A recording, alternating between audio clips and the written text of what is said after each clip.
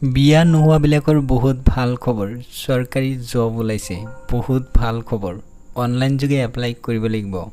আপোনালোকক মই জনাম কোড জব ওলাইছে কেনেকৈ এপ্লাই কৰিব কি পাছলে এপ্লাই কৰিব পাৰিব গোটেই ডিটেইলছ এই ভিডিঅ'ত মই জনাম এতিয়া জানি লওক কোড পোষ্ট খালি হৈছে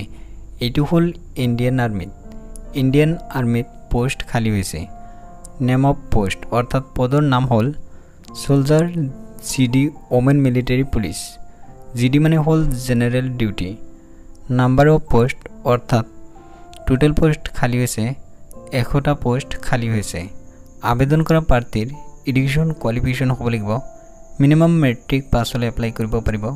লগতে 45% হলে এপ্লাই কৰিব পাৰিব আবেদন কৰা প্ৰাৰ্থীৰ বয়স হ'ব লাগিব 17 হাফ ম্যাক্সিমাম 21 এজ রিল্যাক্সেশন আপোনালোকে নোটিফিকেশনত পাই যাব ইয়াতে জনাই দিছে ক্যান্ডিডেটস মাস্ট বি আনমেৰিড বিয়া নোহোৱা ক্যান্ডিডেট হ'ব লাগিব সিলেকশন প্ৰসেস হ'ব ৰিটন টেষ্ট মেডিকেল টেষ্ট তাৰ পিছত হ'ব ফিজিক্যাল ফিটনেস টেষ্ট থাকিব ৰান থাকিব লং জাম্প থাকিব আৰু হাই জাম্প থাকিব এই তিনিটা থাকিব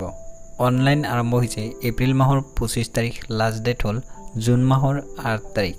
আপোনালোকে এটা কথা মন কৰিব ইয়াত জনাই দিছে অনলি ইনভাইটস কৰিছে ফিমেল ক্যান্ডিডেটে এপ্লাই কৰিব পাৰিব 100টা পোষ্টত এপ্লাই কৰিব পাৰিব